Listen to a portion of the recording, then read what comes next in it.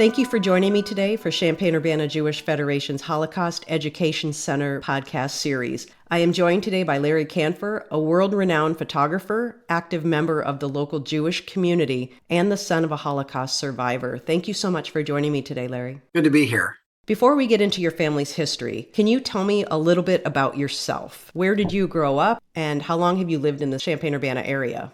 A lot of my upbringing was in Portland, Oregon. My father taught at the Oregon School of Science.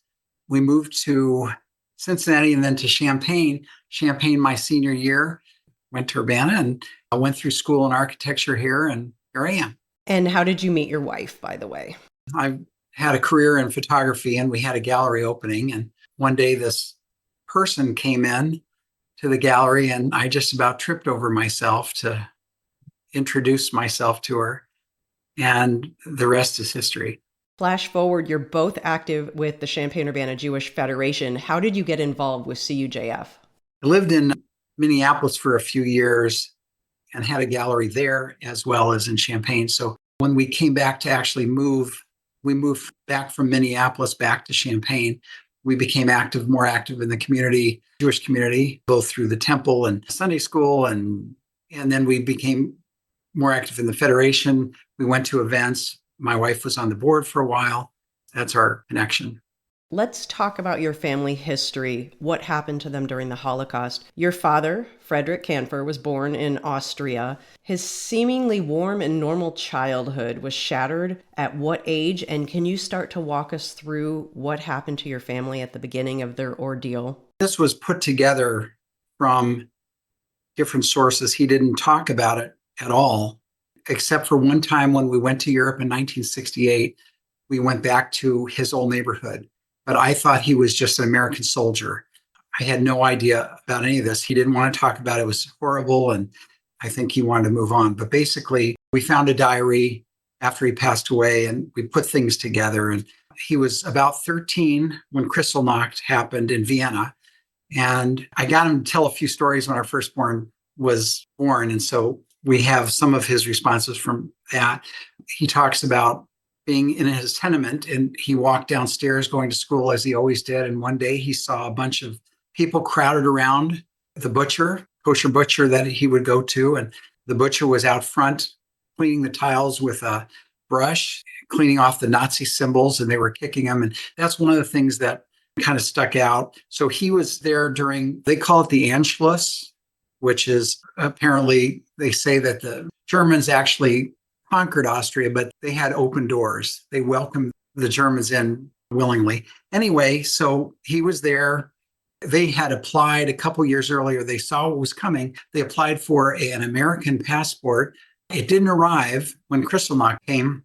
They just had to leave. So one day they left. As it turns out, and they were not wealthy at all, but somehow they managed to get on a plane to Germany. Like, who would ever question a Jew going into Germany in 1938? So somehow they got on a plane, and then they went over to Belgium. They managed to walk over to get into Belgium, which was at that point still free from the Nazis. They were in Brussels for about 6 months. Then the Nazis started bombing, and they invaded Belgium, and they had to leave. So they had heard that a week earlier in Antwerp, they had a consulate, they had received the visa. So during these bombing raids, my grandmother, Anna, and my father got on a train, because who would stop a woman and their child? They got on a train and they went to Antwerp, but every 10 minutes they had to stop because there were bombing raids, and they had to get out, run into the fields, and get back on. Anyway, they managed to get to it was actually the embassy, and a janitor was burning everything, and they got him to just look on the desk. They said, just look on the desk. We know the visa's there. And so he did. They got the visa. They went back to Brussels. They felt they had their freedom. So they, with 3,500 other Jews from Brussels, made it to the French border, which wasn't being invaded at the time. And they got into the French border, and the French put them on a cattle car to camps in the south of France. So even though they weren't being controlled by the Nazis at that point, they knew they were Jews because their passports were stamped, and they sent them off to camps. They sent my grandmother to one camp in Gurs on the West Coast, and my father to St. Cyprian on the Mediterranean side, and his father. They somehow managed 6 months later, his mom, Anna, and another woman managed to get out and find the men. They came to St. Cyprianus a couple of days walking near the Pyrenees, and my father pretended he was sick, and someone looked the other way, basically, and let him through the fence. They went to Marseille, and they had to walk, or basically they couldn't take public transport because at that time the Nazis had invaded France. And then the last boat left Marseille for the United States. The only port was in Portugal. So they had to go back.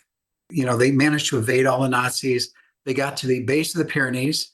They went to a bed and breakfast, and they met with a priest who said, leave everything at 2 a.m, sneak out the window. They're on the second floor, and I'll show you the way. And he showed them the pathway that goes into Spain and freedom, because at that point, Spain was relatively neutral. They got to Spain, and they got to the train station to get to Bilbao because they had passage on a train and their visa. They just needed to get to Bilbao. They got there in the morning, they crossed the border, and they sat at the train station, and they wouldn't sell them a ticket on the train because they hadn't left France legally. They needed to have their passport stamped by the Nazis that they could leave. So they said, well, you have to go back. That was a long day, and they had everyone, they said, but can you get the mayor to talk to him, and blah, blah, blah. And so the train came and started leaving in the afternoon. The conductor just said, get on. He saw them. They knew they were there all day. Then the United States wouldn't let them in because they had been in a camp and they didn't want to make waves. They knew someone who knew the Cordell Hull, who was the Secretary of State at the time. So they asked Cordell Hull to see if they could make an exception to let him in. So they got the visa. They came to the United States. My dad went to an American high school for 2 years, graduated summa cum laude in a language that was not his native language. He was German, and then he learned French, and then he learned English, graduated, and then enlisted in the U.S. Army and became a citizen. I have so many follow-up questions. The kindness of strangers that you would not expect, such as the guard who opened the fence for him, the janitor who looked on the desk, the conductor that let them on. What you're saying is that there were some people that could feel the desperation from your family and did something that changed the trajectory of their lives. Right. There's basic humanity. There was some humanity. They may have helped them some. They could have helped them more, but they did help them, and they looked the other way. And we retraced his steps. I took the family and we tried to figure out where, because there were a lot of holes in the story. And we had a video of him talking, and we had a diary that we found after he passed away. And we put everything together and we retraced this whole route.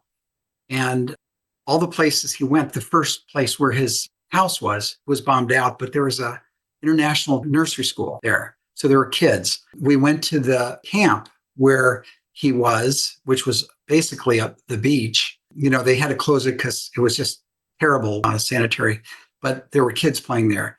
Then we went to the station where he sat all day, and there was a big carnival out front that particular day. It's just kind of interesting how that runs through it.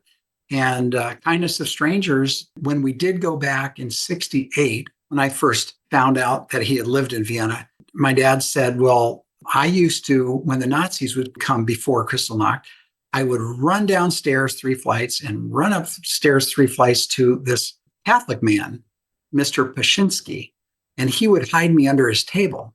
He was a tailor. Well, anyway, we knocked on the door and buzzed downstairs, and the guy said, who is this? And he said his name, Frederik Kanfer.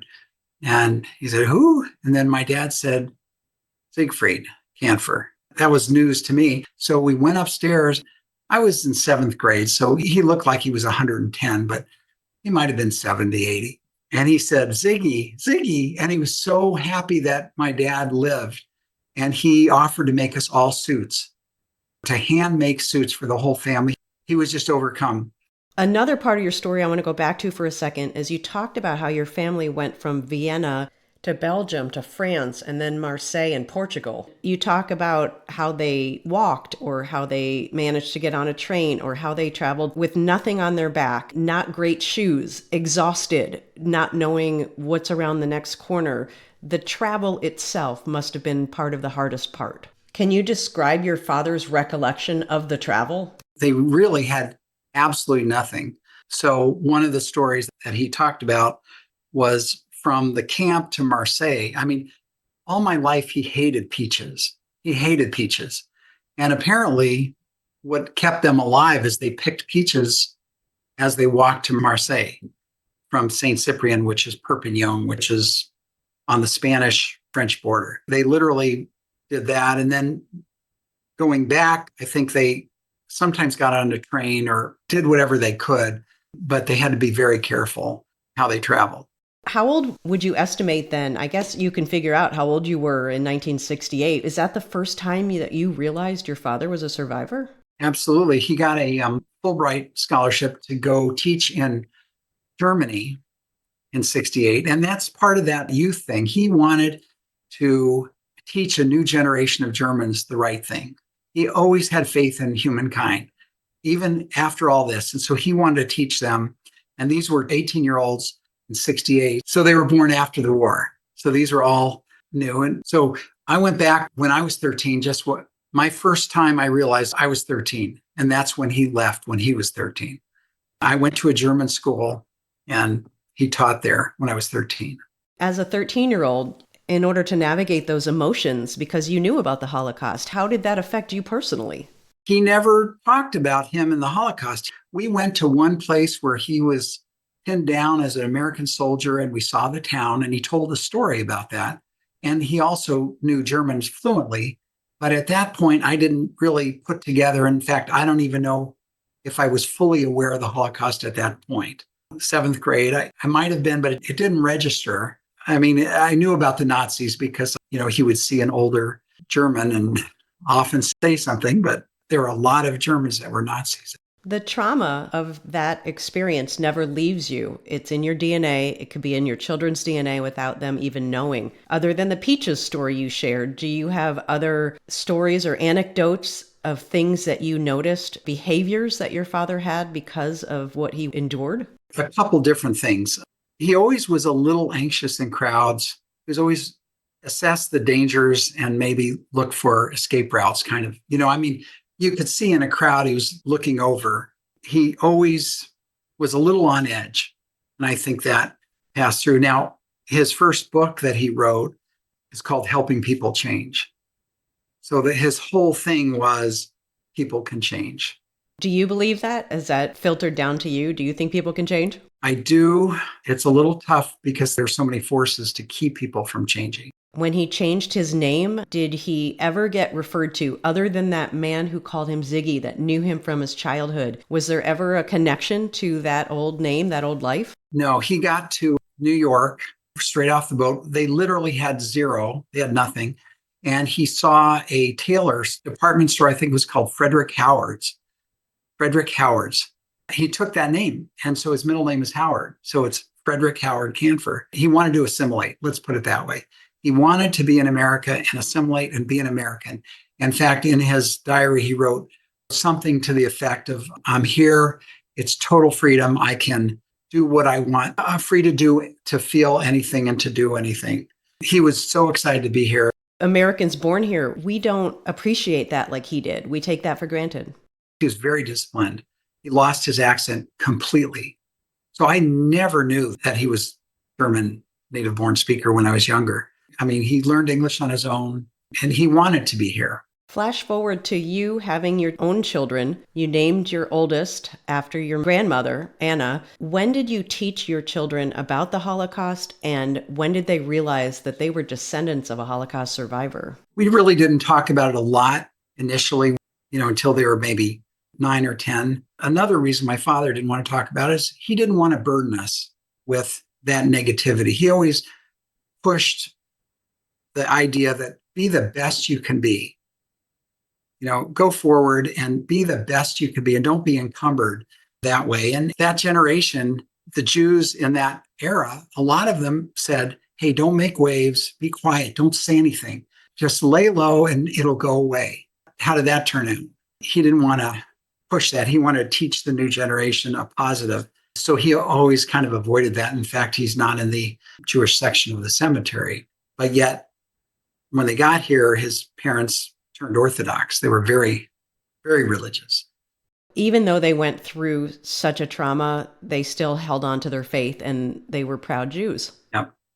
Yeah. When your dad was in Germany, he wanted to teach people about what was going on. He didn't want people to be gaslit, is what I'm hearing. Would you say that you were satisfied with the way that your children here in America were taught about the Holocaust? I was satisfied. I'm not satisfied the way my children were taught, other than we told them firsthand and secondhand. And we talked about it after they were a little older. And one of the things, as I was growing up, there were books, there were photographs. I mean, there were magazines. People understood what happened. It happened, and there were eyewitnesses. Even 10 years ago, it was only 10 years ago, my wife put on a photograph of one of the camps, and Facebook took it off. They banned her account for a short time. It was starving people. They weren't clothed, and you couldn't see anything. That's the kind of thing why I'm not as happy with what our kids learned about it. When your father came here, did he experience anti-Semitism in the United States? He was summa cum laude. He self-learned 3 languages, very bright guy, and he wanted to go to medical school and become a psychiatrist. And there was a quota system. So at that point, I guess they let some Jews in, and a lot of the colleges wouldn't, but he didn't have the money, and he was Jewish, so they didn't let him in. So he went into psychology, which he didn't need a medical degree. So he experienced that big time. I probably had 2 or 3 anti-Semitic encounters, but very, very minor. I might have seen a swastika on one of my books or someone said something. But really, I don't believe this country, I don't believe there was a lot of anti-Semitism as I was growing up. How about now? Do you feel the swell of anti-Semitism rising right now? Absolutely. Some of it is anti-Semitism that was latent, that was always here. There's always the blame the Jews kind of thing, because Jews have been successful. It's a matter of survival. You have to be successful, because for eons, people have been trying to eliminate the Jews or blaming the Jews. In the Holocaust, it was blame the Jews for the money, for the Weimar Republic, blame the Jews for everything. And I think there's some of that. It's got a super highway to get public, to get from latent to active. I think there's another part of it where it's the cause celebre, the thing to do. There's a group of people that don't know what they're doing, but the Jews are no longer an underdog. And so they're successful. So why should we do anything but attack success? And so it's not necessarily just Jews. I can't remember the guy's name. First, they came for Masons, then they came for my neighbor, and then they came for me, and no one was left. And that's kind of what they're going from, whether it be socioeconomic or skin color or gender, whatever it is. And I think it's a cause celeb that you see a lot of the people jumping on the anti-Semitic bandwagon. Your father sounded very understated. Obviously, you were 13 before you even knew what he had endured. What do you think you would like to continue as his memory and as his story? What would you like people to know about what his family went through? The strength and the enduring, the strength to survive, basically, and be the best you could possibly be. And I think that helps. You can't take the religion out of you, but you could do the best you can, be the best you can be, and hope people can change, helping people change. Is that the lesson you learned from him, or is that what you've learned on your own and through life? A little this, a little that. This is my last question for you before I let you go. Do you think as you move forward, you would like his story to continue through the family line, through your children? Do you want this atrocity of what he went through to be continued, to be told, and in the future? Absolutely. Absolutely. Like he said in his diary, that's why I went into psychology. How can people do this to other people? How can they do that? And he studied it. He basically studied that. And so we need to remember the inhumanity that can happen and prevent it from happening and speak up. As opposed to his generation and him, I will speak up, as I am doing now, about injustice. Perfect way to end it. The Champaign-Urbana Jewish Federation Holocaust Education Center podcast series. It has been a pleasure speaking with Larry Kanfer. Thank you so much for your time today. Thanks.